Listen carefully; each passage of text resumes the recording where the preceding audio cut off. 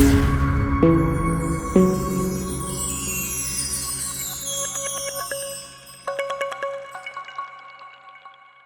I'm Naveen and I'm one of your faculty at B-GHUD, and we're here to go over some topic ideas, and which will help you with your Ielts essay as well as for your speaking. All right, so I like to tell my students that IELTS is all about being relevant in the 21st century. You have to have sufficient global awareness, and also you need to make sense in the 21st century. You need to be aware of some global topics because there is no fixed syllabus for IELTS, and yet we see that repeatedly certain type of questions and certain topics are consistently repeatedly asked. So we can prepare. We can go over some of these topics and prepare better, and this is an important thing. Many students spend a lot of time trying to test their abilities. They do a question, they write an essay, they try to test their skills and try to get a mark. But then it's important to prepare to develop some new ideas, some new strategies, to develop some relevant new vocabulary also, because this is what's going to help you get better at the test. So we hope you find this video useful, and let's begin. So we have here, we've developed some resources. Like I said, we need to discuss some global topics. So let's look at the first topic for today, globalization. This is a word that you would hear very frequently if you come to B-GHUD, and we keep discussing about globalization.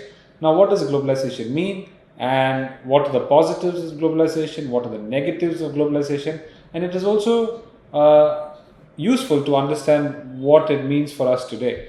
So let's look at some aspects of globalization, starting with the positives. All right, globalization is the removing of national borders, which allows for one to transact and do business and do trade and commerce across the planet. So today we have cooperation between many nations, and so because of globalization, all businesses are becoming international. What is that? What does this actually mean? We have a lot of examples that we can use. In your IELTS, it's always useful to give globally relevant examples as well. So in talking about an example of globalization, in front of me I have an Apple computer. Where is Apple from? It's an American company, but I'm sitting here in India and I'm using it. This is a result of globalization.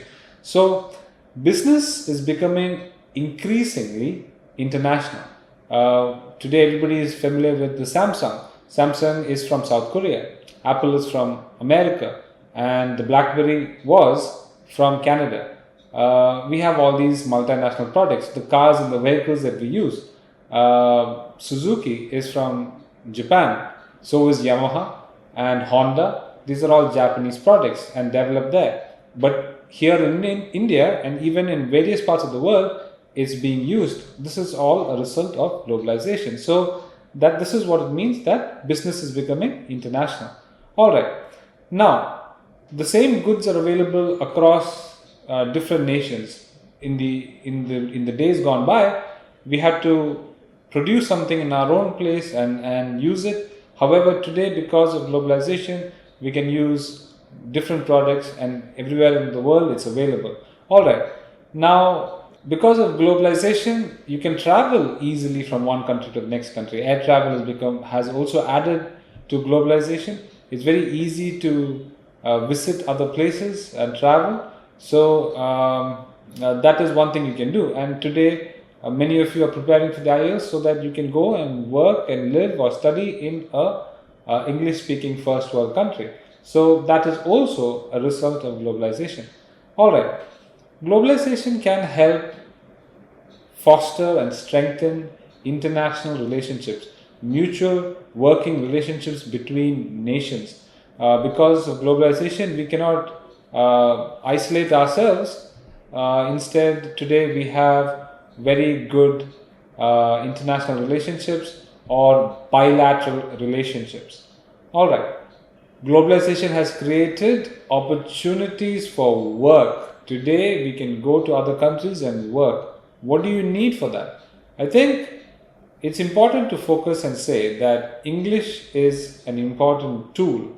It is a necessary tool for you to be able to travel elsewhere abroad and work. Of course, not all countries use and function in the English language, and yet English is the most sought after language. And also, if you consider English as a language, it is the language of science and technology. It is the language that we use on the internet, and so it is very useful to have English, having a strong command of the English language for you to be able to understand as well as express your ideas.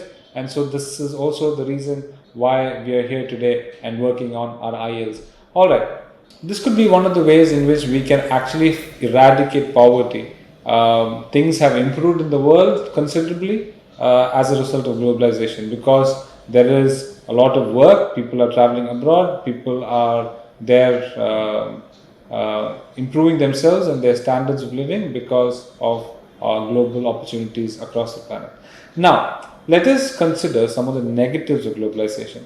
Alright, let us consider some of the negatives of globalization. Just because, so as we said, because international relationships are now easier, this can also mean that some companies from developed nations can move into underdeveloped or developing countries looking for cheap labor. So there is this concept called as sweatshops. Sweatshops is where in poorer countries people are put together in and working in factories in close quarters, and probably they are doing some tailoring job, manufacturing shoes, manufacturing sometimes electronics and all that under very adverse working conditions, because labor is cheap and people will do that kind of work in a developing country for cheap. That is not a positive sign of globalization. That is one of the negatives.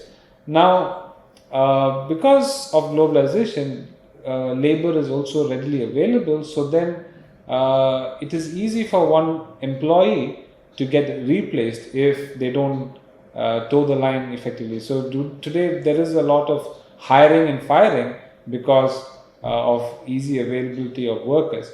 Alright,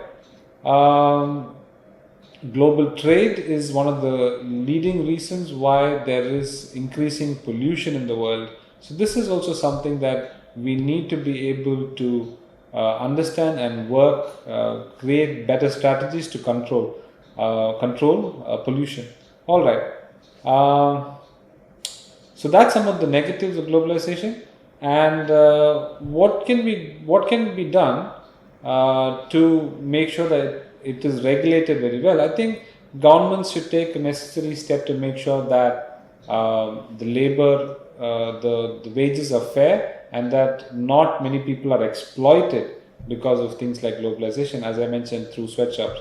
Also, governments should also be serious about enacting some laws and regulations that can allow for us not to pollute the earth so much and eat up all the resources. Alright, thank you.